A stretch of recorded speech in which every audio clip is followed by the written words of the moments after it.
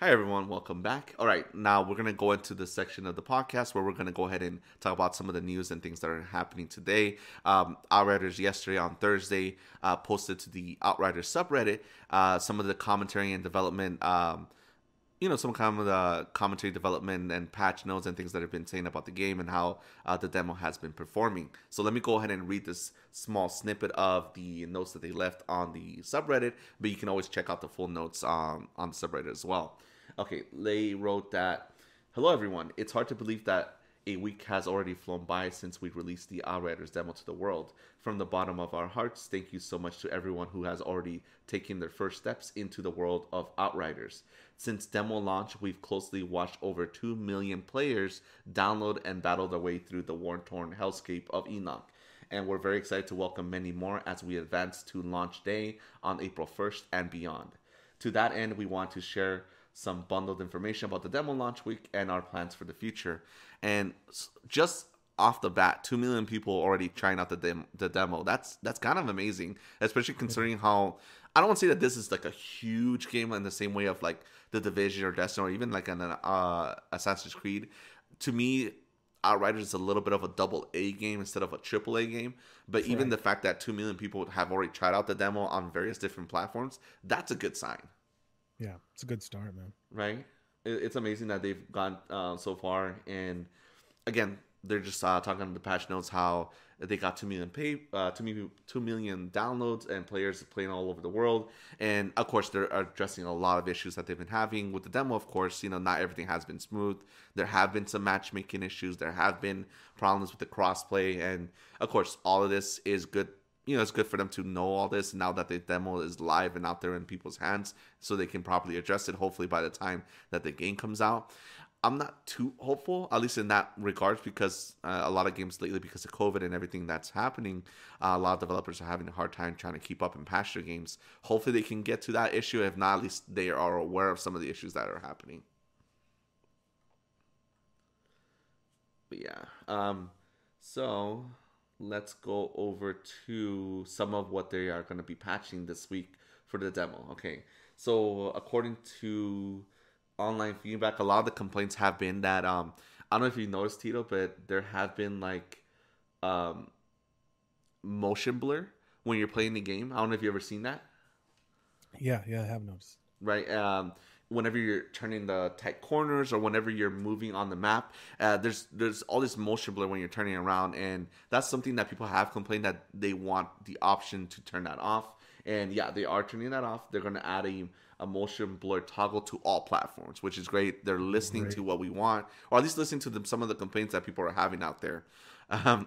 Another one of the complaints that I had noticed was that people found it weird that there's cutscenes for opening the door or jumping through jumping over the chasm or things like that, right?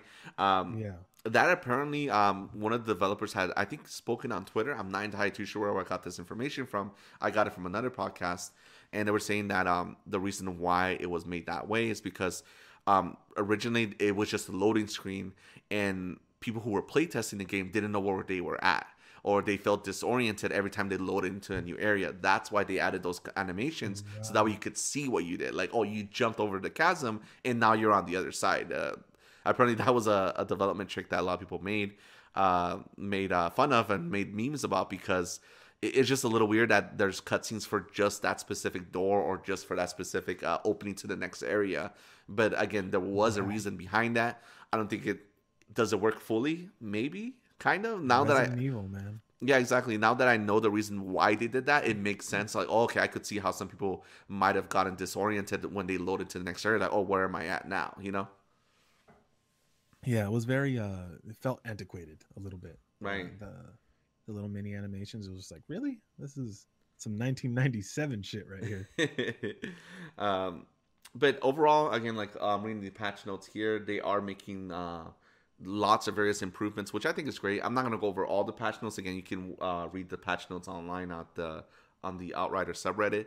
I just want to highlight a couple of things. So the motion blur, definitely one of the things that they're going to go ahead and add it to the game, which I think is great. I would love to play the game without the motion blur, because honestly, I don't like it that much. I know why they put it in some games. I just don't think it works well for this game. Either way, I'm excited to... It's a little disorienting. The motion blur. Exactly. I noticed it the most with the berserkers when they're up close and personal. It was the motion blur was just it was just a little a bit much. Definitely, and that's why I think that's why a lot of people have complained about it, and they're definitely making that change, which is great for us. Great. Yeah, absolutely. Another tweak that they're making, they are making minor tweaks to the frame rate output for certain items in cutscenes. However, we are working on more comprehensive fix for the future on all platforms. I'm not sure. I think this is regarding when things in the cutscenes seem to like go out of place, or characters or even some of the subtitles are ahead of what's actually being said in the actual cutscene. I think this is just addressing some of the issues that they've been having with the way that some of the cutscenes load, and you can tell that something's breaking a little bit in the background. Right, right. And It was a subtitle thing I noticed where there was sometimes the subtitles were hard to read because of the background. So if it was a lighter background, you couldn't see the subtitles. Like if there was like a white background or something right, like that, right, it was really hard to see the subtitles. You had to wait for the camera to move around, and by that time, they were saying something else, and the subtitle that you were trying to read was gone. right.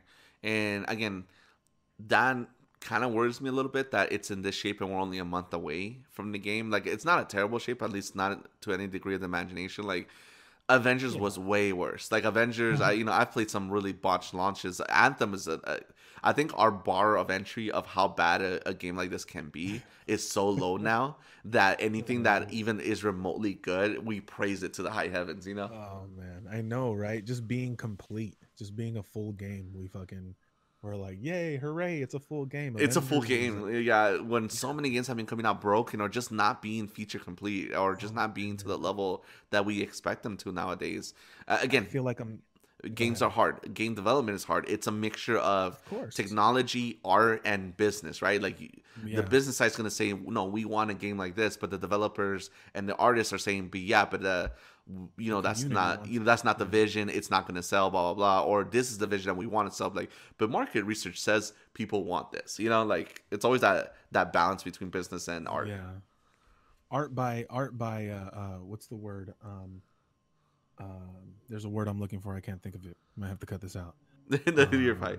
But either way, I'm glad that Art by committee. Art there by you go. committee. Right. It seldom works when it's art by committee. You know what I mean? Exactly. And but either way, I'm glad that they even got to make the game, and hopefully we can get, as we dig deeper into it, hopefully it'll be good, or it may be just duct taped together, just like Avengers was. Because again, Avengers in those beginning levels where you play as Kamala, they were great, but by the time you get to the end of it, oof, you could tell that game was barely holding on to get to the finish line. It's barely playable, man. Exactly. Dude, I am not even masochistic. right, and I haven't even played it since. Right. I'm sorry, dude. I'm at my most masochistic when I'm playing Avengers. That's just when I've done something wrong or I feel like shit. All right, let's go play Avengers. Right. Just to drive this point home. Just like I feel like more like shit. And I'll be honest with you, I have not played the story since. I don't even know if they even fixed it. From all I know, from what I hear, they haven't even touched the campaign at all. So it's still as broken as you remember it. That's shameful, man. I know that sucks, but hopefully they'll get to it with this new patch that's coming out for the next gen, for the Series X and the PlayStation 5. I hope so. Okay. They also made improvements to cut down the time it takes to matchmake. Now, this is my biggest complaint of the game is, of course, they're still working on getting the matchmaking fixed between consoles and the crossplay. Because I'll be honest with you, I've tried to matchmake and I've never matched up with a person doing the find a team feature. I have not matched with anyone or any team. Right. The only time I've ever actually seen matchmaking work is when you and me were playing and then someone joined our game. Right. They dropped in just randomly, right? Exactly. And I'm like, how did they drop in? And I can't play with any random. I'm trying to play with other random teams and it won't even let me through at all. And I left it for 5 to 10 minutes and it wouldn't even let me through.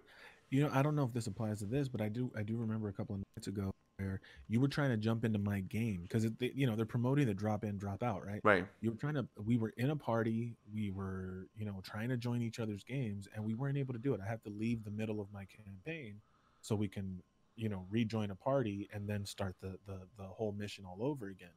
but that's not drop in, drop out. That's not exactly. We need and that opposite. Exactly, and we have to hold them to that standard because that's the standard that they're marketing.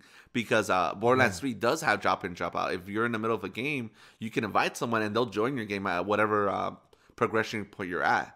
That is drop in, drop out. But at least we haven't seen it yet. At least, but again, based on the patch notes here, they are aware of it, and I'm pretty sure they're gonna work on it to make sure they can get it fully fixed. Okay, and then we have some more, console specific patches for PC, Xbox, and PlayStation. So there's some bugs and things that are happening for each of them. And they said that they are making changes to the demo. Let me just read a small little excerpt here on the notes here. A backend update to the demo will be done during a short maintenance on Friday, March 5th at 3 p.m. GMT. What's GMT again? It's like... I forgot what time zone that is, but either way, during that time zone, they are going to do maintenance and they're going to do backup. They're going to do the backend update to the demo. That's today. Exactly, and I guess once we finish the podcast, we'll go ahead and test it out. Okay, so they said this change. By the way, Kev, GMT is Greenwich Mean Time. Where's that? Where that? Oh, that's right, because they're Polish. Wait. Are they Polish developers? Can you look that up for me real quick? People Can Fly? People Can Fly? Sure. Yeah. Look that up while I read this. Sure. So they said on the patch notes here, this change should be quite seamless and will not require you to download a patch, which is good, so we don't have to repatch the game. We are pre-announcing it now in order to give you an advance notice of the changes. Some of these changes, specifically those related to enemies, are in response to the feedback we've seen coming in from players as well as what our back-end metrics are showing. Other changes are intended to only affect the demo and may not be implemented in the full launch of the build. So that's kind of cool that they're trying to smooth the transition of the demo, and that not necessarily these changes will be made in the full game. It's just for the demo, which again, they didn't have to do this. Even when Avengers came out with their beta for the demo, they didn't patch anything. They just waited until the full game came out, and then we knew how that shit went. Yeah, they waited for the full game to come out to not patch shit. Oh, by the way, yeah, they're Warsaw, Poland. Oh crap! So they are Polish developers. That's crazy. Yeah, that is nuts. I didn't think that at all. Okay, so whenever they, send out patches or they're doing maintenance, it's gonna be on their time since the servers are there. I'm assuming. Right. Okay, so that's cool. Either way, I love that they're making those changes and that they're making changes specifically for the demo. What did you think about that? Because I don't know. Have you ever heard of a game developer patching the demo in that way before the full game comes out a month later? I can't recall off the top of my head if it's happened before. I can't think of it. But my impression on it is it's very generous. One, it's very generous. It's a sign of good faith from the developer to the people who can ultimately become a fan base. Mm-hmm. So it is a sign of good faith. It is I think it's showing the player base and the potential, like the people who could potentially be the consumer of this game, that when it comes out, it's showing them that we respect your opinion. We want to make sure that you have a good experience. I think it's a sign of respect. I think it shows respect to the player base, and I think that's a good sign. I think we've not to beat a dead horse, but we've all played games, recent games, Marvel games, Avenger games that it feels disrespectful. It's like, man, you're fucking me, and I'm paying you to fuck me, and that's a shitty feeling, as a consumer. It just reminds me of that South Park episode with George Lucas, Steven Spielberg. Right. It's like, oh God, no, but it's just like, oh man, come on, So it's refreshing. That's the word I was looking for. It's refreshing to see a developer make a move like this. It's like they don't have to. I'm sure it's costing them money. COVID's everywhere, and I'm sure it's affecting developers across the globe. And I think it's a good thing. I hope it works out. Definitely. Okay, so let's go over some of these changes that they're making for the demo, and hopefully, like they said, this is back-end stuff. Nothing has going to be patched in our games. It's stuff that's going to be server-side, I'm assuming. Okay, right. So what's changing? Changes to captains. The captain mob ability Healing Light will have its effectiveness reduced, which is thank fucking God, because I swear to God, Tito, if I have to almost kill a captain just for it to go back to full health again, I'm gonna lose my shit. Rage quit. Rage quit right there. I almost did. I almost did that. I'm not gonna lie, but I'm glad I hung in there. Just had to force me to change a little bit my play style. But I hear you, man. That's great. If there's any if there's an element in a game that's frustrating, frustration is not challenging. You know what I mean? Exactly. And the next page, the next change that they made to the captains, it literally addresses that. The captain mob ability from the Ashes and Phoenix Aura will have their cooldowns increased, meaning that they can't use them as often. Some players were finding it hard to fully kill captains who would trigger these abilities, making it for a frustrating rather than a challenging but fun encounter. Just like you hit the nail on the head. For what you said about the frustration. You want it to be a challenge, not frustrating. Right, and I wasn't reading ahead for the record. Okay. Reading ahead. Just so I wasn't, I'm not gonna cite it. I'm just kidding. No, but again, like you said, that it's just not fun when you want it to be fair and a good challenge. You don't want it to be like bullshit mechanics that are just thrown in there. Like we really gotta stop doing this. But when it comes to Marvel and some of the Adaptoids, like, dude, come on, like the purple Adaptoid, the one for the gravity, some of his abilities are bullshit. I really believe it. Like where he traps you when you're trying to dodge his gravity well, and it still gets you anyways. You know. Yeah, and then also the radius of gravity well consistent. There's times where you can pass by 5-10 feet away from it and you're fine, and there's times where you're 15 feet away from it and it sucks you in. Exactly. Like, what the fuck is this? What kind of shit is this? But you know what, man? I don't mind you bringing up Avengers as much as I've been bringing it up, because that's the perfect game to hold up against Outriders. It's both Square-Enix. Mm-hmm. It's kind same of publisher. Same publisher, kind of a similar frame. You know what I'm saying? As far as the way you play it, how you. They're both shooter looters. Well, one's a punching looter, but the same type of play style. You're supposed to play this game, get powerful, get more gear. Exactly. So it is the yin to the yang. They're changing some mechanics on Gauss, the electric boss in the game. Gauss will have his health points increase through repeated playthroughs, so they're gonna make him harder as you keep fighting him. This is to ensure that he remains fun and challenging for players who are overpowered at this point in the story. Because, come on, you and me were like a level 7, or we were a really high level when we fought Goss last night. And yeah, he was pretty much a cakewalk. Yeah, he was probably easier than the flak jacket guys. What were they called again? The Insurgents? Oh no, the Hellhounds. Yeah, he was a lot easier than some of the Hellhounds. That I struggled a lot more with a fucking sniper than I did with Gauss last night. So exactly, which is good. Point. Again, since people are going to be playing this demo people are going to keep playing the demo because they're going to try to keep getting more loot and try to see what else they can gain from it. I don't see the point. I mean, I do see the point why you want to keep playing the demo, but I feel at this point, once I get certain characters to max level and have enough gear, I think I'm gonna just drop the demo for a bit. You know what I'm saying, and let it breathe and wait for the full release. The gear though, I think is for me. I keep playing. Mm-hmm. Reason being is get the more I play, the better gear I'm getting. Right? Definitely. At level 7. So I can when the full game comes out, you'll be at a good point. 7. Yeah, exactly. So I'll have I'll be level 7 just like everybody else, but I'll have some fucking dope ass gear. Mm-hmm. And they're also that's the idea. I don't know if that's gonna pan out for me or not. No, that's what some people are doing right now. They're trying to farm as much gear as they can, so they some of the higher level gear you can dismantle them for more resources for materials to craft later in the game. Cool. Gauss is also having his healing ability from the steel wall that you mentioned earlier. It's gonna increase his healing a little bit as well. Okay. Now, another big change that they're making to the demo is changes to the loot drops. So let me go ahead and read this here. While we do not want to prevent farming runs, we get it. The loot cave discovered via the triple chest run, as well as the store exploit, do not feel to be within the spirit of the game. To that end, we are redirecting farming efforts to mechanics in the game that may be more enjoyable for players to play through and repeat. Epic items will no longer appear in the shops and vendors within the demo. Chests will no longer drop legendary items. side quest rewards on repeat runs will now have a chance to drop legendary items. I don't know if you saw this online on Twitter or on Reddit or any of the popular YouTube channels, but people had been finding exploits on how to get legendary gear without really fighting.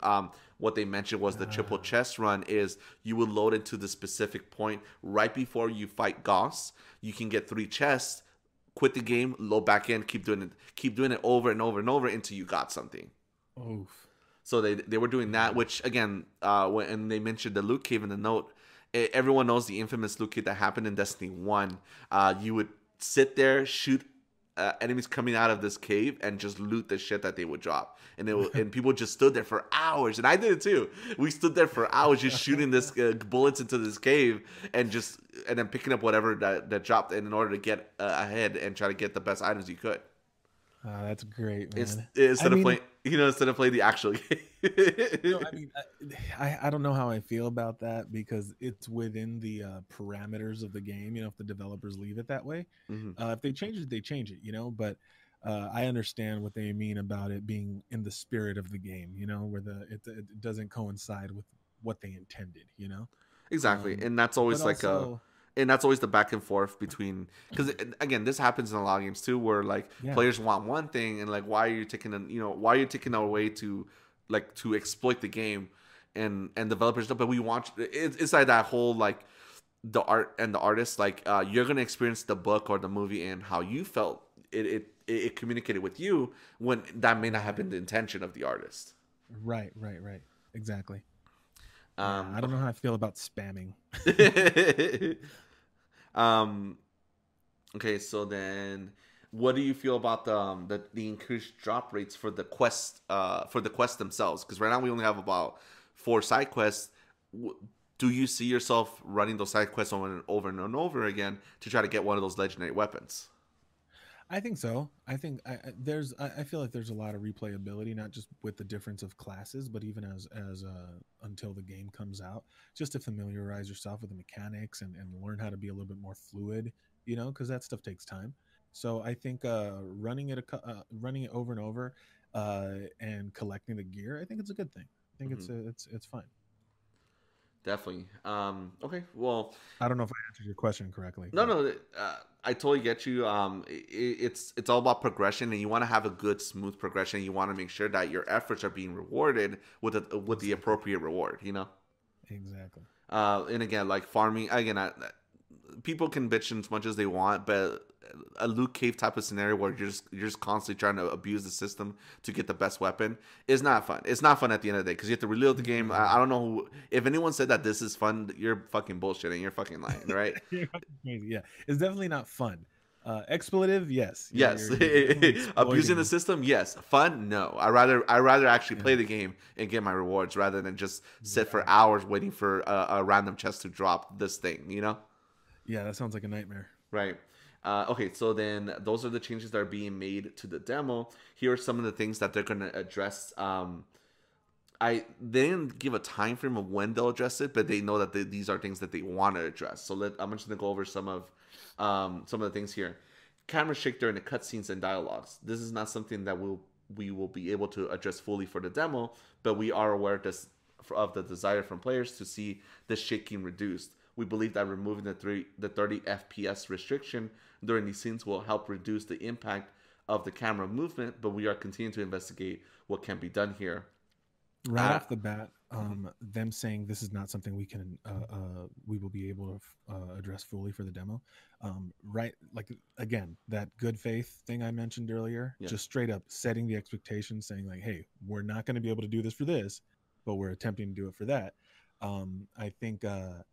I think that's, again, it's respecting the consumer. I really appreciate that. No, yeah, definitely. I love that they're being really forward and honest about what the reasons behind some of their changes, whether if you like it or not. Which over the years, games like Destiny have gotten better at communicating that with the players and listening to feedback. And again, you want to make sure that you have a good balance because at the end of the day, if you work for a big company, you're going to see all these metrics, you're going to see all these numbers that even though you think the players are saying this one thing, it may not necessarily be the best thing for the game. And it's always a balancing act between what people want and what the developers want. Because in the day, I don't think anyone has the best answer for both.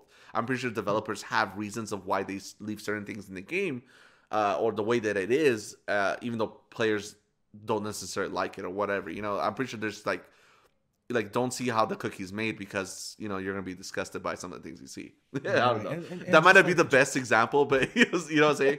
Let me see if I could come. Let me see if I could come in and help. But it's it's like sometimes the most, just like with anything else, the most vocal population isn't the majority. Right. You know what I mean? So if you have a bunch of people, clamoring for something on social media, and it's only making up, 15% of the player base, but it's constant, it's a good move to not go down that route because there's another 85% of players that maybe don't want that. Exactly. You know what I mean? Just like so the most vocal population isn't always the majority, and that's something that I think every developer should consider. Right, exactly. Just like you always have to listen, of course, because some of those complaints are valid, but a lot of them can be just complaining for complaining's sake, because that's how you end up with a third film in a trilogy. That's terrible. Anyways, so they also said that in matchmaking, while the upcoming patch may help alleviate some of the issues here, we are keeping a close eye on the time it takes to matchmake and are continually investigating where such matchmaking is taking longer than it should. So again, even though they said that they are patching the game with the demo now, there's still a lot of matchmaking issues that they are aware of, and they're going to keep fixing in the future. Cool. All right. The next one is the cover system.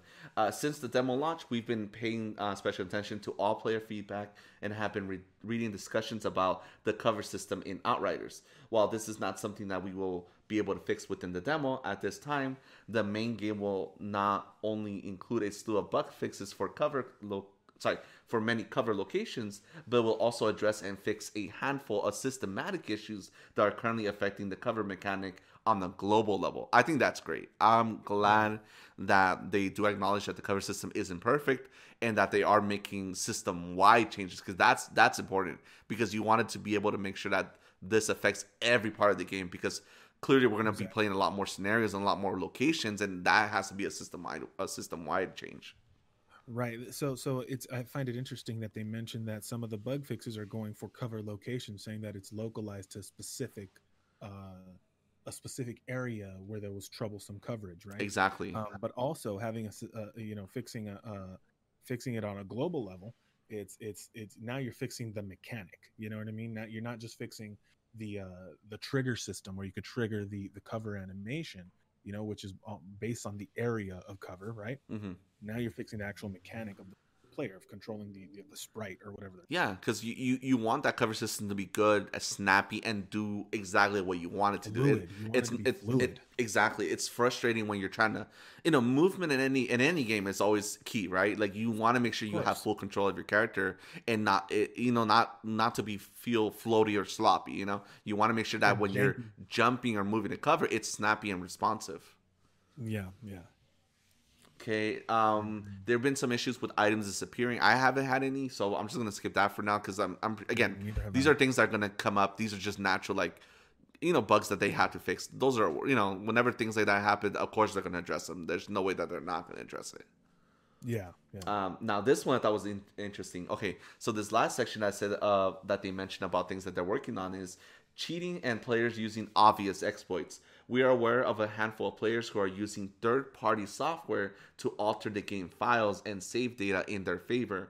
While we cannot go into details in order not to give such players an insight into our system, we would like to assure all regular players that we are able to identify cheaters with relative ease via our backend system, and that their actions should not affect your regular playing or your co-op experience. And obviously this is definitely targeting PC players, because PC players are the ones that actually can change the game files and be able to hack it or whatever they do to be able to make the game in their favor. Which again, some things like I think Borderlands does that, where you can find hacks and mods online to change the game files in Borderlands and make like god roll weapons or weapons that are ridiculously strong. Nothing kills a game faster than that, in my opinion, and not so much as far as killing the community, but what I mean, killing it for so the community gets expanded by new players. You Mm-hmm. want new players. That's what keeps the community going. The diehard players who are altering the game because it makes them better and they get better stuff. They don't understand that you are destroying the community. You're making it impossible for new people to come in and play the game and feel like their progress matters. You know what I mean? Right. So I think it's important to nip that shit in the butt right away. You know what I mean? And it's very sneaky how they say it though. While we cannot go into details in order to not give such players an insight into our systems, I'm like, oh, that's it's very sneaky. I know, right? Because Yeah. people they're able to hack servers. I'm even surprised sometimes when a new patch for Destiny comes out and there's data miners, people who mine the data for the game and to find out any new weapons that are going to be announced or any new cutscenes that are in the game. Exactly, spoilers, Yeah. things like that. That's how in the Avengers game. We know the order of release of each character because that's in the patches already. Because a lot of games have to pre-patch a lot of things before the full patch comes out in order to set that, in order for that transition to be smooth. And we know that Spider-Man's coming out next as the next playable character after Clint, and then Black Panther is set up as the next release because that's exactly how it's set up in the data files. If we make it that far. Okay. So then I'm glad they're addressing that. So far from all the notes here, all the news and the patches they're doing to the demo on the server end and everything that's being addressed and the complaints that people have for the game. What do you think about their communication? Because I'll be honest with you, like you mentioned, this is great. I love how forthcoming they are. They're not giving us a full insight to how their systems are working or how they're handling it on the back end. But again, they are addressing these issues and they're making plans to fix this for the full release. I mean, this demo came out on Thursday. Or what? No. Wait. When did the? It came out on the 25th of February, like last week of February, pretty much. February. Okay, so about a week and a half ago. Yeah, maybe. In a week and a half, we've gotten more engagement we've gotten in 6 months from fucking Avengers. So, for me, I give them an A on engagement. Like let us know what's happening. We're gonna give you our money. Right. Mm-hmm. So let us know what's going on. Let us know, this is if there's issues, we as consumers, we understand, especially in the gaming industry, we understand how these things work. I couldn't begin to comprehend how to program a game. You know what I mean? That's like just not ever going to be in my skill set. Mm-hmm. So I understand that it's just something that's not easy. A lot goes into it, but having this forthright, like this forward communication eases, it gives me a little bit more peace of mind as a consumer that I'm going to buy a product and it will improve over time. Yeah, and if you release like cosmetic, if you release DLC, if you release more stuff in the future, I'm willing to give you that money and purchase that product because I know that, hey, you guys are people who work with the community or at least listen to the community. Even if they don't give us everything we want, they at least are keeping an ear and eye out for how the community is responding to it. Consider the request, consider what the speaking of,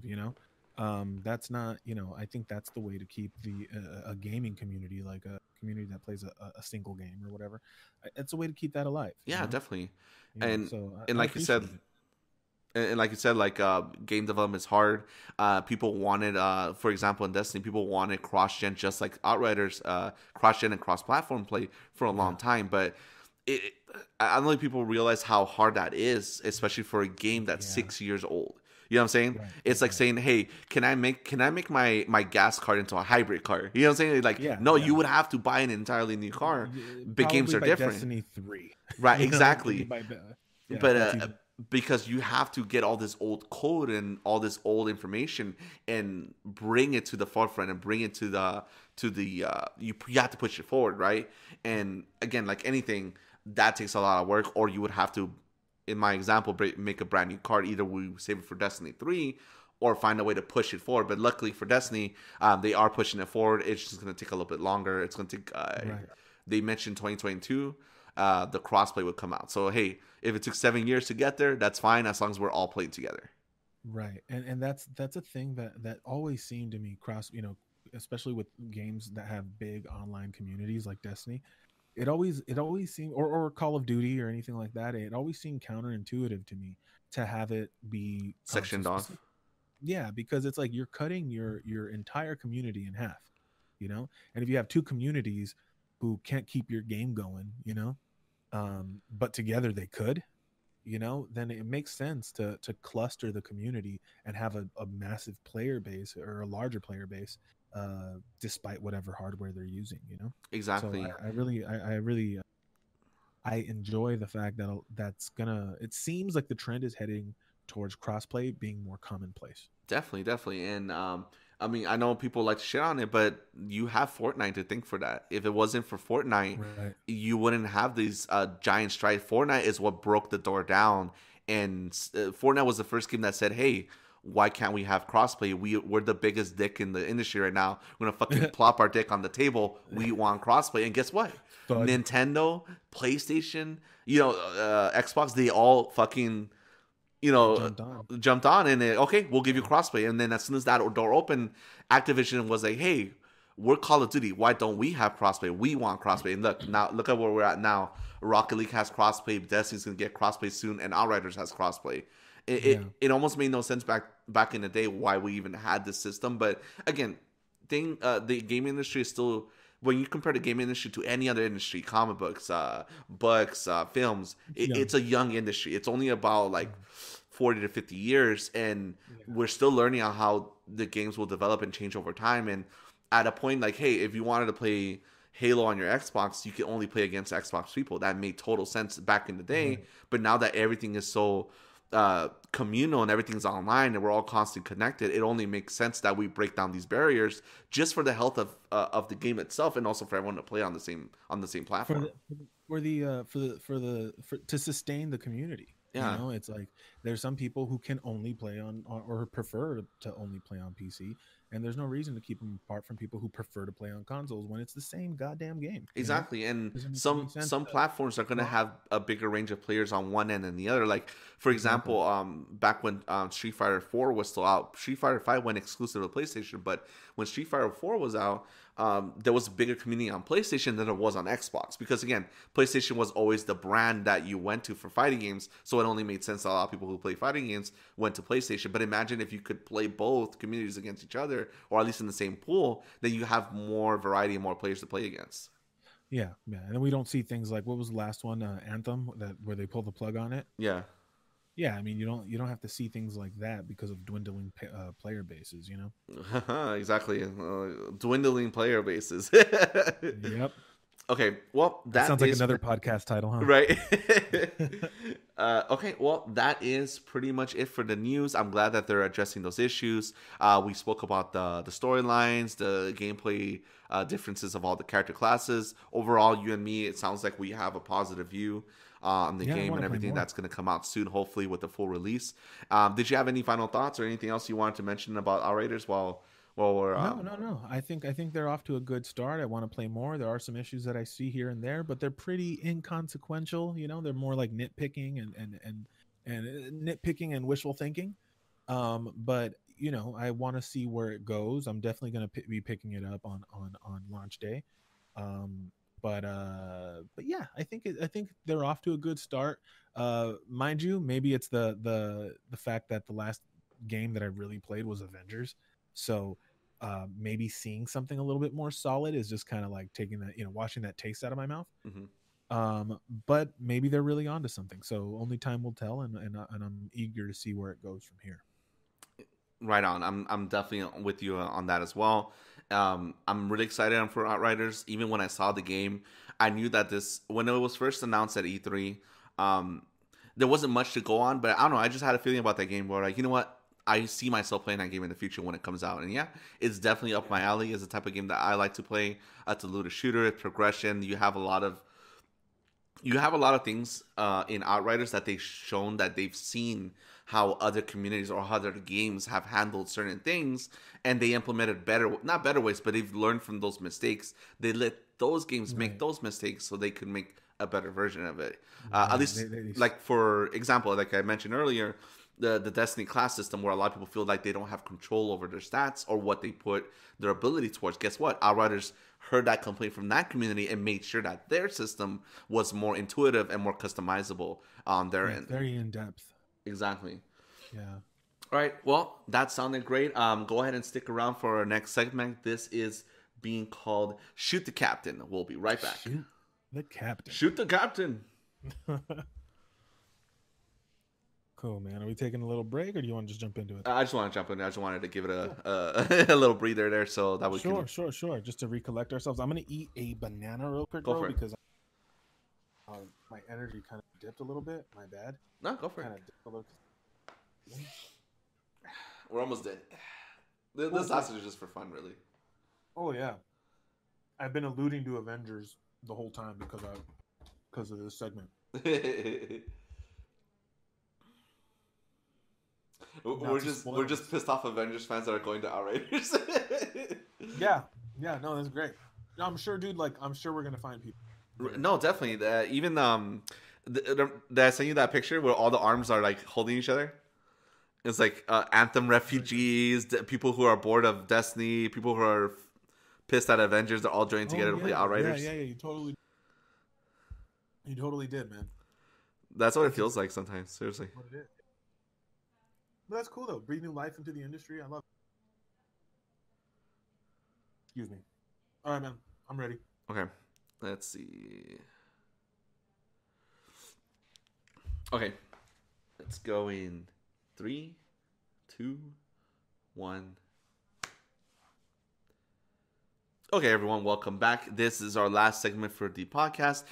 This is a segment that I wanted to create called Shoot the Captain. It came from when me and Rob were playing Outriders, and we were having a hard time killing that captain. Like, shoot the captain! It's a segment where I kind of want to give just a brief overview of some of the things we're doing, some of the games we're playing, and general complaints about things that we're having with other games. And again, I know a lot of podcasts always try to keep an upbeat and positive attitude. I'm always up for that as well, but I feel like people need an outlet as well to be able to, say their complaints, make sure that we have a section where we can get those addressed. Now, this will be about, it could be about Outriders, could be about movies, games, or anything that's happening in the zeitgeist at the moment.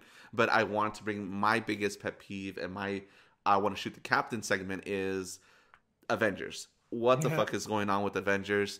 I don't know if you're an Avengers fan, you may not know that Avengers has been going on. They have been patching it. They have been slowly making the game better. But recently they came out with some news saying that they're going to increase the XP cap of leveling up your characters after level 25, which means you're making it harder for people to play the characters and get them up to the max level of level 50, where they get their full powers. When you have a level 1 Black Widow, she feels very underpowered. But once you get to level 50, when she has her full skill set, that is when the character shines. That's when the character takes off. And suddenly they're taking that away from people. They're taking that ability to level up. Even for new players, there's lots of people who haven't played Avengers and want to get and jump in once it's good. You always hear that sentiment. Hey, I'm willing to jump back in once they fix the issues, the content issues that they've been having. And come on, Tito, like, what's going on with Avengers, dude? I don't know, man. It's tone deaf. They're not listening to their player base. That's where I gave Avengers the benefit of the doubt up until I saw the Hawkeye trailer. When I saw the Hawkeye trailer and I saw fucking Taskmaster, I was like, what the fuck? And then I saw Maestro, and he looks like he's fighting like Abomination would fight. And the Kree invades fucking the future, whatever, and we're fighting aimbots. What the fuck? You know what I mean? Like, how does a demo have greater versatility in enemies than a game that's been out for almost a year? Well, 6-7 months now. That doesn't make any sense. It feels like I really was rooting for the game, but I feel less like a fan and more like a fucking hostage. You know what I mean? Where it's like being a comic book fan, being an Avengers fan, being a video game fan. It seemed like the perfect mixture. It seemed like the perfect, right on the heels of, Spider-Man PS4. It seemed like this was it, Square-Enix was involved, and that seemed promising. Now it's just, damn, man. Like, it's frustrating as someone who gave Avengers the benefit of the doubt till about 3 weeks ago. You know what I mean? It was really about And this is 3 off the weeks ago. heels of a freaking Anthem being killed. They straight up EA killed Anthem next. They said they were gonna fix Anthem, another game that's very similar, and they just straight up pulled the plug on that game completely. Yeah, that's the thing, that it's, something needs to happen in the industry where we there has to be something about incomplete games. Whatever, when you purchase a game on launch day, you're not getting what was advertised if you're getting an incomplete or a broken game. Mm-hmm. You know what I'm saying? Like, that's not good business, and eventually things will we're going to see the bubble burst. And I believe, as a gamer, I believe that it's fucking it's a detriment to the industry as a whole. Yeah, definitely. You know, It's it's definitely it's being it's definitely being caused by that pre-order culture, where people are like, people gave all their money to Cyberpunk only for it to be a shit game. Well, I mean, I think there is some hyperbole on that. I'm pretty sure some people are making a bigger stink about Cyberpunk than what it really is. I've seen some videos of the game and it doesn't look that bad, but it definitely did put a black stain on the industry because of that.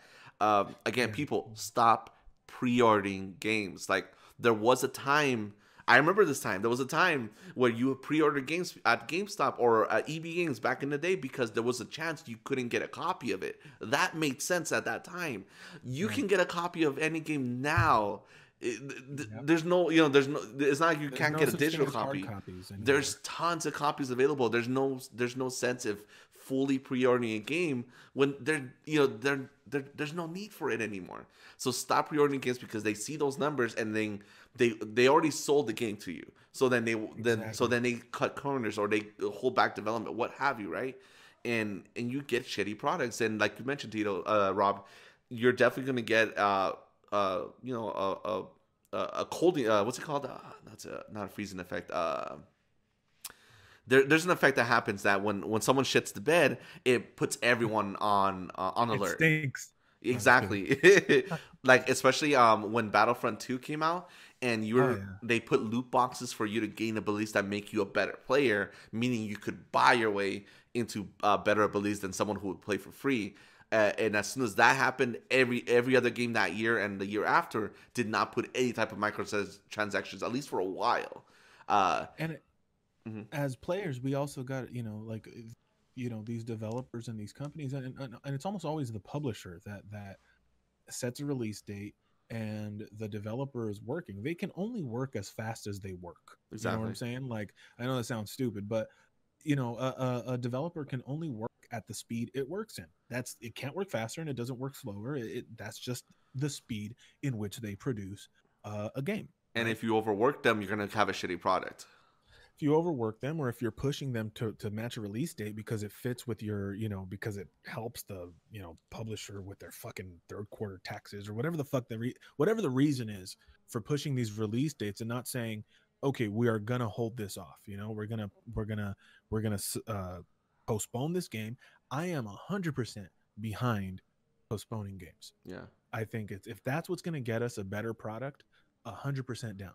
Right. When a game is postponed and then it fucking sucks, it's like, man, you're not even fucking trying, Right. It's postpone it for results, like Cyberpunk. It's like that game needs another year, Yeah. like the developers were saying that they need another year, Bet money. and They wanted that money. They already sold those copies. There was already millions.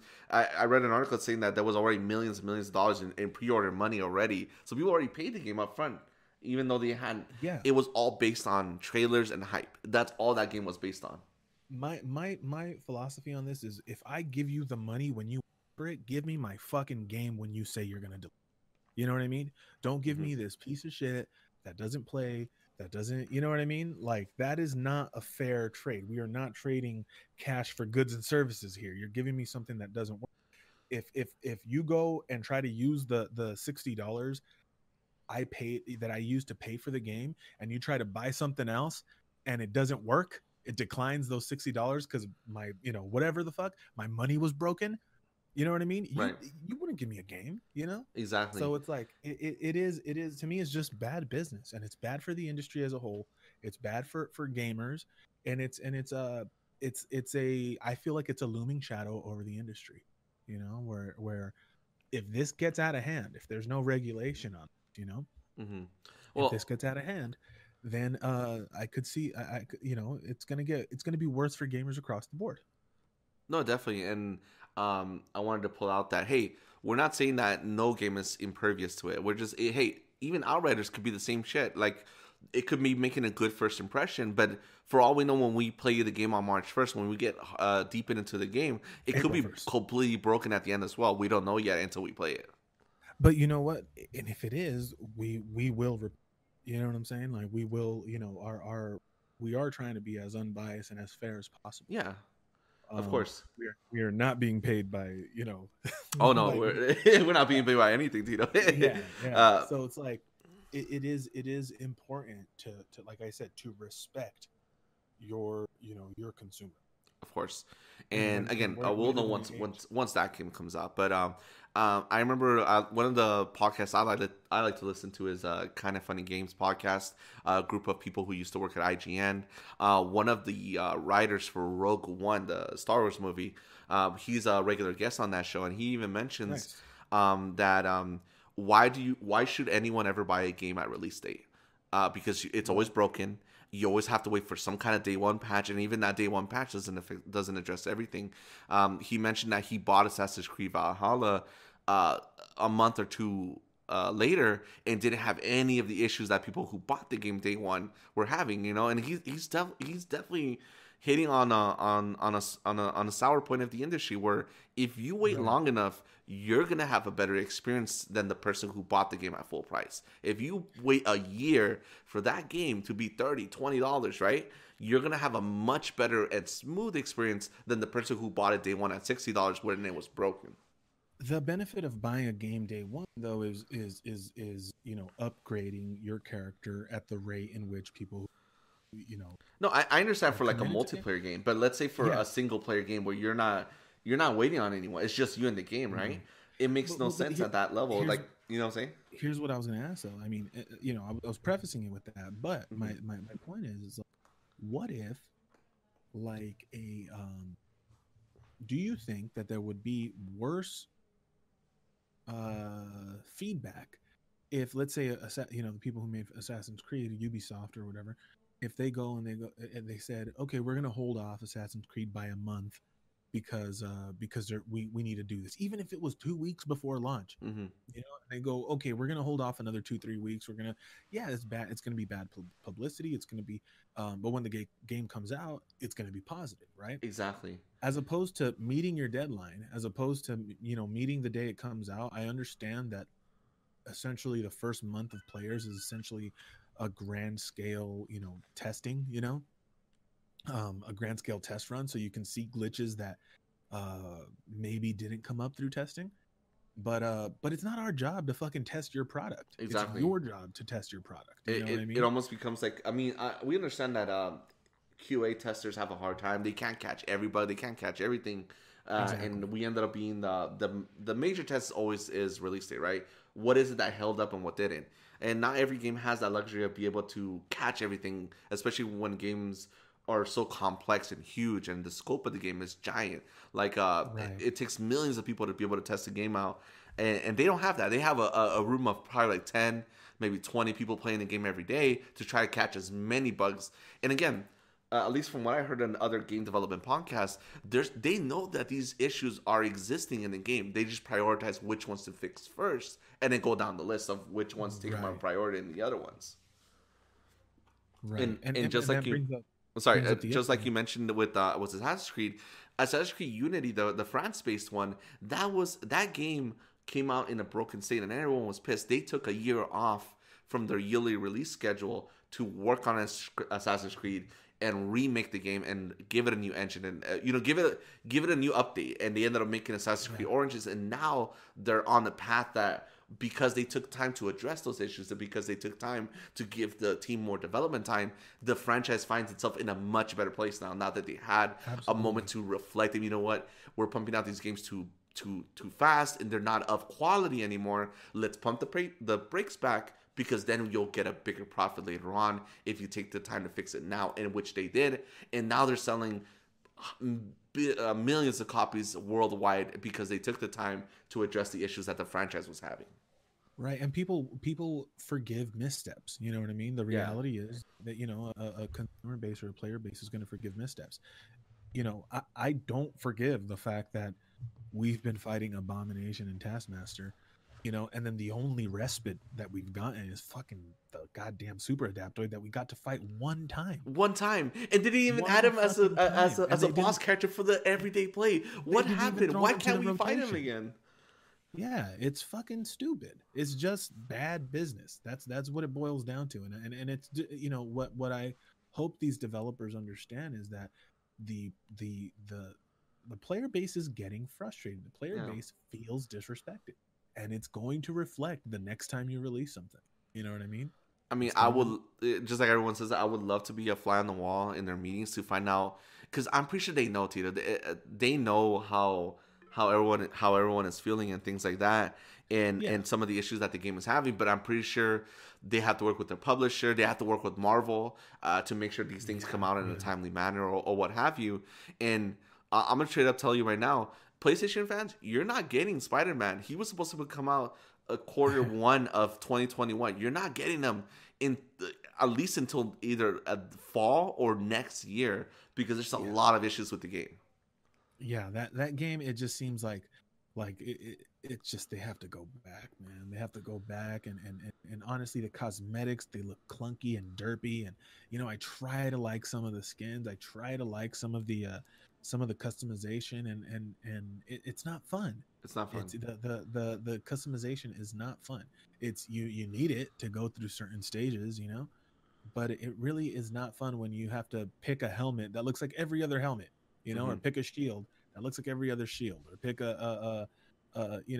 there's no cosmetic representation of the there's no cosmetic representation, and you can't mix and match elements of your cosmetic skins versus the armor that actually affects your stats and playability. Right, and that was always a weird point of contention in that game, is that you have your cosmetic which is not tied to your gear. So why even have the gear in the first place then? You know what I'm saying? Why even have that? Just have our 50 levels and let us earn cosmetics then at that point, if it's all about cosmetics, Or let us add runes and shit to the or modify to the skins, and let each skin, have a couple of slots for modifiers, and whatever you put on that skin has those modifiers that you can something every time you put. And if you change skins, you can change modifiers. So every time you wear your US Agent skin, or every time you wear your Ultimate Iron Man skin, or your Red Hulk skin, there's a set of abilities that come with that fucking skin. Yeah, but we can go on and on. No, yeah, because this game is, at the end of the day, I like Avengers. I think Avengers is a good game. There's a good game in there. It just hasn't fully shown, but I'm just afraid that it's just going to be now an Anthem situation where if you give it long enough time, they're going to kill it, because Square-Enix doesn't want to keep losing money off of this game. Because again, a publisher's main job is to make money, and EA, notorious for money, fucking killed Anthem. They want to put up the money to fix Anthem. No, they rather cut and run. But again, they made a bunch of promises that they're going to fix and make this right with the player base. And guess what? A year later, they said, "No, we're gonna cut and run," like how everyone assumed a year ago. Yeah, it's ridiculous, man. It's not good for the industry. It's not good for the players, and we end up feeling robbed. Exactly. And again, my heart goes out to Crystal Dynamics and the development team. They've always made great games to me. They've always made great Tomb Raider games. They had a certain pedigree, and they were told and asked to make a multiplayer online looter type of shooter game that is not in their wheelhouse. Like, if you look at the campaign, if they would have put all their money and all their effort only into the campaign, it would have been a great game. It would have been worth the $60 if they made the campaign amazing with more levels and more characters. I would have loved just a single player Avengers game a la Jedi Fallen Order. Like, that would have been just perfect and great, and it would have sold millions of copies. But no, because Square-Enix had these plans and these foundations a long time ago. Well, I don't want to say Square-Enix. I know some developers have said that the publisher doesn't make all the choices. Some developers do push for multiplayer. But either way, they made the decision a while back that they wanted to make Avengers a a consistent online game, like just like Destiny, just like just like the Division, those type of games where they want you to keep coming back. But I don't think they fully understood what it meant and what the effort it would take to get to that point. Because again, when Destiny 1 came out, it was the only type of game at the time, other than an MMO like World of Warcraft, in that space. And it took them a while before they even figured out the formula, because they were making it up as they went, you know? Yeah, that's that. I don't see what the trouble would have been. You mentioned a single player a la Fallen Order, a single player campaign like that. Excuse me. But I don't see what would have been, the problem of leaving it as a squad-based multiplayer campaign, where you can meet up with your buddies, and play through the campaign as a different character every time. They let you choose a different character. It wasn't like they didn't force you to choose, a character per section. You got to like make your own squad. You make your own strike team and go through the game. The next time you could play it under a different configuration, character specific, almost like the way Ultimate Alliance was, where you just made your roster, and that was your roster. And then you have fun with your friends and just go at it, just go ham on all these different type of enemies and different type of world. It was comic books. You could throw anything at it. And I understand they were trying to go for a realistic world, and they're trying to make aim as the main force of it, but it gets old really fast and real quick when you're just constantly fighting aim bots in the same corridors, in the same locations, with the same two bosses, when you have an entire comic book lineage of Marvel characters, and they couldn't think of any other bosses, or whatever happened with the development, where there's just a lack of variety when it came to the boss characters. And you're just constantly rehashing the same shit over and over until you just get bored with it. I'm bored with Avengers, and when new content comes out with Kate Bishop, you play 1 or 2 missions, and then you're back to the same boring shit again.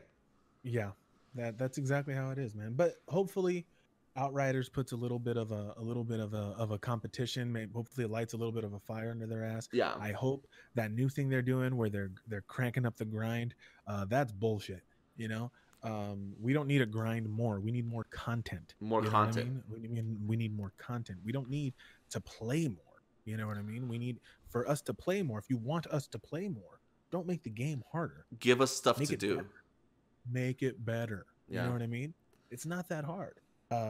They have the characters. Why can't we fight MODOK in his floaty chair? Why can't we fight Super Adapto? They just introduced. So are you going to introduce Super Adapto just in that one mission to never be used again? Yeah, that's a waste. And not only that, how many characters in the Marvel games or in the Marvel comics? How many characters use guns and swords? Right? Give me a goddamn reskin. You know what I mean? Yeah. Give me a reskin when it comes to Taskmaster, or give me how many tank characters are there in the Marvel games? You know what I mean? Give me the Thing skin, he could literally be the Hulk. Right. And then same thing with throw in another character who's a tank. I can't think of someone right off the bat, but or give us a Lady Thor skin, give us a Beta Ray Bill skin, give us a Winter Soldier skin, like give us more comic accurate skins for the characters we play as, and then you could literally pull the wool over. We're asking you to pull the wool over our eyes and reskin some of these villains that we've been fighting over and over and over. But don't sell it to us as a new villain, the way they're doing with Maestro. It's just it gets to a point where it's frustrating. And I hope they turn it around, because I do see that there's a good game there. There was a lot of care that went into that game. You can tell. Yeah, especially with the combat system. You could tell there's a lot of care to make each character feel unique and have their own unique combos. Exactly. There is a light at the end of the tunnel, but it's starting to dim. Well, with that was our segment Shoot the Captain. I guess we were shooting Avengers straight in the head, and hopefully Captain America. Yeah, and hopefully they can turn that around. But either way, that was fun, you guys. Thank you for listening. Thank you for being with us. You have a good rest of your day, and we'll see you hopefully possibly next week. Depends whenever Outriders has a new update or whenever the game comes out. Either way, we'll set up a schedule, and we'll just keep an eye on our social medias, and we'll be able to let you know once the next episode is coming out. My name is Outrider Kev. I have Rob the Man here as my co-host. You guys have a good rest of your day, and we'll see you next time. Stay out there, and we'll see you on the plains of Enoch. Thanks a lot, guys. See you soon.